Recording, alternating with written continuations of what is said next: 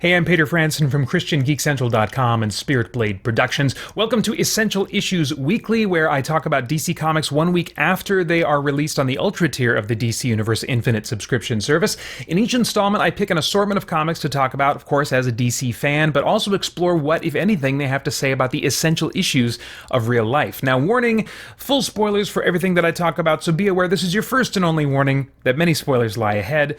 Right now, we're talking about comics originally released to the Ultra tier on August 15th, 2023. I've chosen 4 from that group, the first being Hawkgirl #1, originally published July 18th, 2023, and this issue kind of teases an introduction or a return of a villain for Hawkgirl. I'm not sure, because I'm not familiar enough with the Hawkgirl and Hawkman mythos and stuff. I read the Jeff Johns run back in the day and had some awareness of them through JSA before that, but that's about it. Anyway, we're kind of cutting back and forth between setting up this villain before Hawkgirl actually interacts with her, so I'm not really sure exactly how that villain's going to develop quite yet. Hawkgirl, though, has changed her status quo. She's moved to Metropolis, and she's really trying to put on a strong face when asked if she's lonely. But it's clear when they show some cutaways that she is lonely. She's just kind of not sharing that with others, or maybe even kind of denying the truth to herself. A new hero named Galaxy basically comes on the scene in this issue with huge amounts of power but little experience or wisdom. She strikes me as very naive, from some other alien planet or whatever. I really dislike the visual design here. It's just I'm not into things that tend to be kind of bright and colorful, and she is very purple with this kind of aqua green long flowing hair and a big bright smile on her face, and I'm just like, it's just a little bit too much lightness and brightness and stuff for me. I tend to like more seriousness in my superhero stories. In a scene a little bit later on, Hawkgirl, or Kendra, catches up with a college friend who has sort of hit the reset button on her life. She was apparently a reserved Christian of some kind. We see from just a brief flashback image and some remarks that she makes. And she got married thinking that it would be, quote, everything that she wanted, but it wasn't. And she says that she felt pressure from outside forces to be someone she wasn't comfortable being. She hoped that being married would mean she wouldn't have to worry about the parts of her that were messy. And I'm just like, oh man, okay, I've been married for over 21 years now, and that is definitely not something you get to set aside worrying about, or at least confronting would probably be the better way to describe it once you're married. Moments later, in a sort of summary statement about where Kendra's friend is at, she says, "So I'm exploring who I am. I'm divorced, I'm gay, I might not be a woman, still poking that with a stick, and we'll see where things end up." And this moment, I feel like, is played lightly, almost humorously. I wouldn't say so much as humorous, but definitely lightly. But I mean, even for non-Christians, divorce is horrible and ugly. There is a massively unmentioned side to the story that this character is sharing about her life that I would hope is recognized as they flesh out this character going forward, and that they would recognize her part in the dysfunctional marriage that she experienced and came out of. She's portrayed here as almost purely, if not completely purely, a victim of circumstance. And almost every divorce involves deep dysfunction that can't be simply assigned to one person. Many times you could say, okay, it's more glaringly obvious what this person did that contributed to the problem, but there is almost always other elements going on in the other person as well that are contributing to the difficulty of the situation. So there's so much complexity and mess, and it is I think many people would say it's not overly dramatic to say it's a life-destroying thing to go through a divorce. Obviously, marriage means something different to Christians than to non-Christians, and so I think the impact can be even stronger that's felt in divorce among Christians, or at least it should be, I think. But I've seen even in non-Christians or people that are just living apart from God, that divorce is still this horrible, ugly thing. And so to see it kind of like just treated almost in passing here makes me feel like, gosh, I hope that if this character sticks around, I assume this is an introduction of this character, that they will give some time. Of course, they can't do it all in this first issue, so I understand that. But that they would give some time to the weight of that divorce and just that reality. I'd also add that if this character were real, I'd say she was given a counterfeit or massively incomplete version of Christianity that she embraced, that I think could have been like an incredible foundation for her as she's trying to sort through these issues of her identity, this really identity crisis that she's experiencing.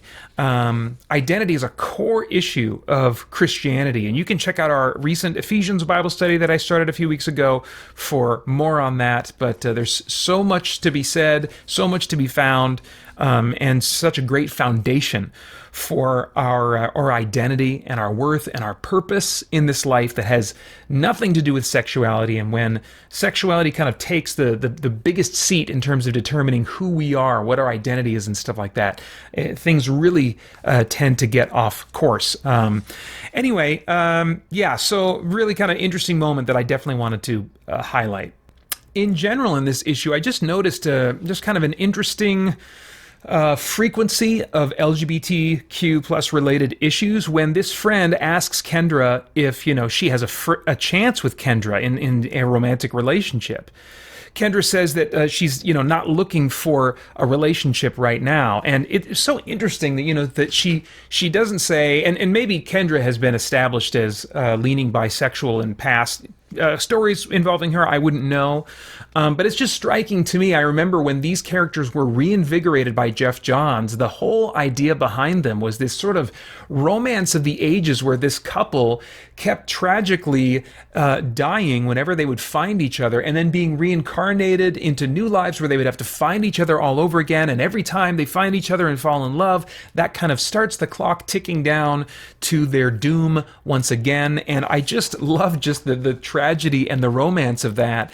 And more over the years, they've really steered those characters away from that romance. And now, she apparently is even open to same-sex relationships. And so I just think from a story standpoint, I'm like, man, Jeff Johns just had this great foundation for for a significant component of what these characters' story could be that really makes them, and their backdrop, their origin story, all that kind of stuff. It gives a layer of interest to it that there's just kind of like booted out the window. So that's kind of a bummer. There's also this other cutaway scene that establishes the character Galaxy as being in a lesbian relationship. And, I'm okay with having LGBTQ characters in stories. It's totally appropriate when trying to mirror the real world. But the number of LGBTQ plus characters, possibly including Kendra, based on just her kind of open-ended remark, the number in this issue feels disproportionate to statistics and agenda driven as a result. I kind of feel like I have to conclude. And then I think the larger issue for me is that there's too many characters being introduced here that they're trying to give time to, they're trying to give stories to. I mean, Galaxy is not only introduced as a character, but she gets her own cutaway scene where they're developing her as a character and her relationship. And I'm just like, this is called Hawkgirl, right? I mean, this seems like something that you would do like a year or so in after you've established that Galaxy is part of the ongoing supporting cast. And then we can dip into and assume that readers might be interested in her backstory a little bit more. But in a book called Hawkgirl with the number one issue, the fact that they're already spreading attention so much. I mean, you've got a new villain, you've got the college friend, new to me anyway, and to many readers, I'm sure. New villain. You've got the college friend who's kind of shares her backstory and all the stuff that's been going on in her life. You've got Galaxy who gets her own scene, and the book is called Hawkgirl. So, at this point, I think I might skim issue number 2, but with too little focus, I feel like, on Hawkgirl, and what seems like too much priming for a thematic agenda that I'm unlikely to appreciate, I probably won't be following Hawkgirl long term. Next up, Tales of the Titans, number 1. These first two I'm giving more time to than the last two. I'll be really brief on the last two. But Tales of the Titans, number 1, starring Starfire, released July 18th, 2023. This has a very one-shot vibe to it that's focused on Starfire. I don't know if the rest of these remaining 3 issues of this 4-issue miniseries are all going to focus on Starfire. hopefully they're going to bounce around to different team members, and I would maybe like a different creative team each time, and I'll tell you why in a second. But it's really focused on Starfire and her emotional sensitivity, which evidently has been a significant part of the way the character's been written over the years. The tone of this story is largely light and silly, which, already kind of is working against what I tend to like in comics. But there are some thematic moments that are, I think, treated seriously enough to be worth evaluating. And the moments kind of have a common tie of emotion, as that is kind of the main theme for Starfire that's being explored.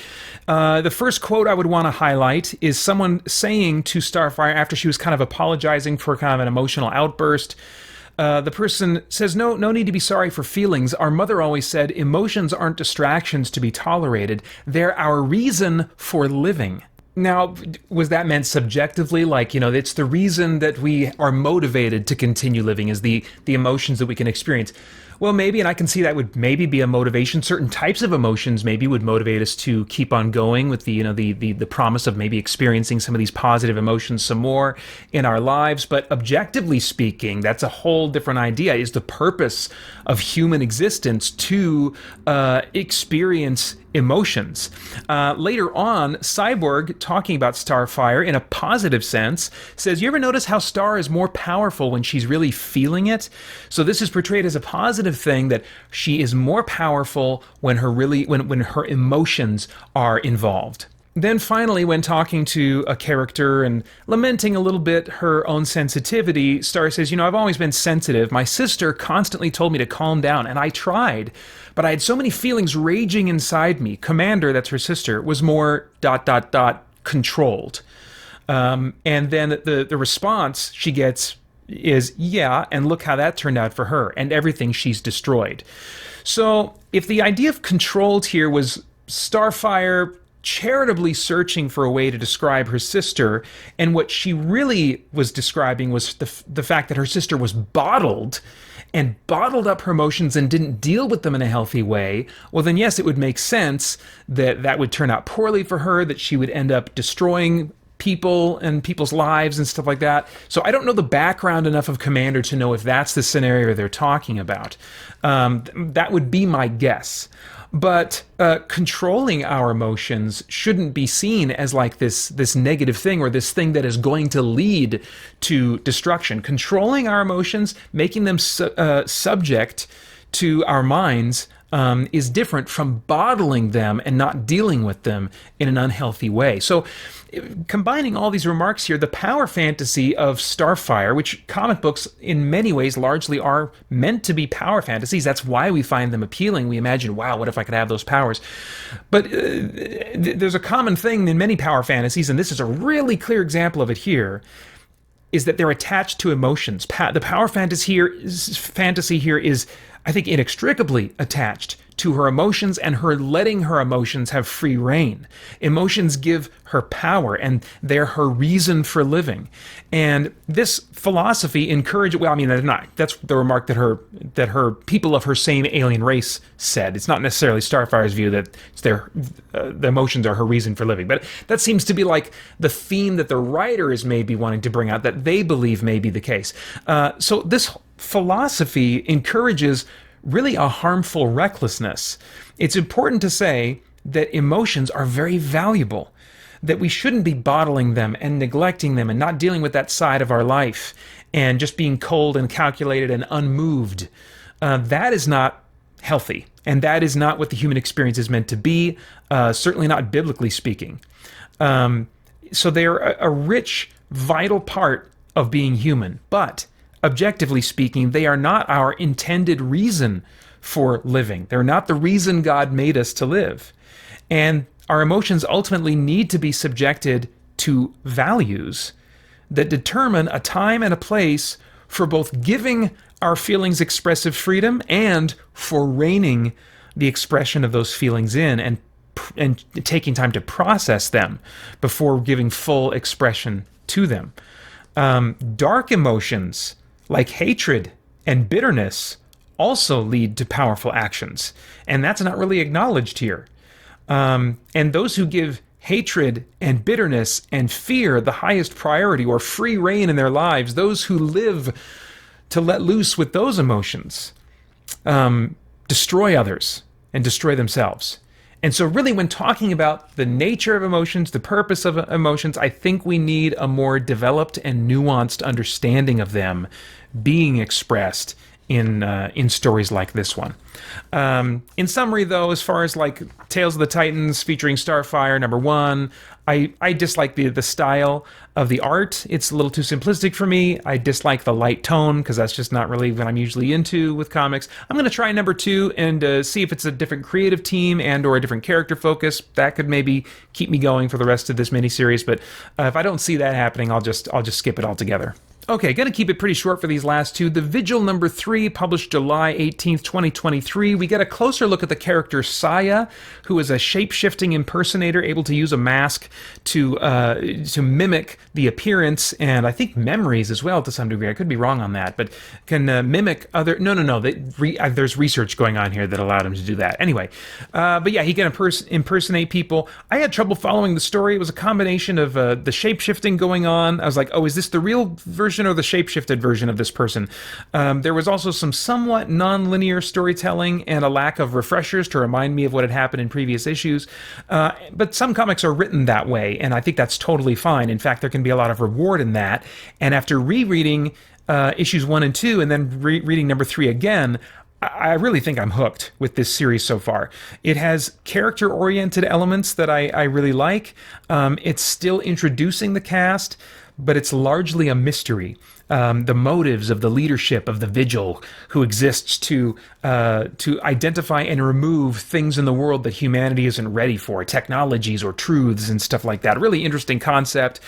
But the motives of the leadership ultimately and where they're getting their intel for stuff, that's a big mystery. There's moral grayness. I mean, the team is obtaining leverage against Nia, who is the character introduced in issue 1 that's the new liaison between the team and their mystery benefactor or funder, Mr. Lightless. And the doctor, is it Dr. Sankara, I think maybe is his name, that kind of is the de facto leader of the team, is really trying to keep their benefactor out of the loop so that he can kind of run the organization and do what he wants with it. So there's just some interesting power dynamics and masked motivations. I think it's clearly a series that's going to require rereading before each new issue comes out, but the story, the mystery, the characters are so far really worth what more this book is demanding of me. Finally, Batman Superman, World's Finest, #17, published July 18th, 2023. This is a wrap-up of the Numezo story, I'll call it, that began with Metamorpho being framed for murder. The best part, I think, here for me was still the novelty of the time period, being an earlier part of these characters' careers, set in earlier days of the DC Universe, and there's a focus on classic core DC characters that I appreciate. But I'm ready for this series to be done. I like the moment-to-moment writing. It was just kind of the concept of Numezo and some other elements that were a little kind of cheesy for me. I think sometimes Mark Waid and other writers will take cheesy concepts and find ways to make them cool, to give them some weight. And so he can certainly do that and certainly has done that many times in the past. It just wasn't working for me this time. So I do anticipate that I'll enjoy Mark Waid's writing going forward. Going forward, they tease the return of Boy Thunder, which is, as we learned from an earlier story, young Gog, as in Kingdom Come Gog. And the origin also of these Batman-Superman team-up featuring, it looks like, Magpie, Automatopoeia, and the Riddler. So I'm still on board and hoping for some concepts that I will enjoy more than the, in my opinion, shark-jumping Numezo.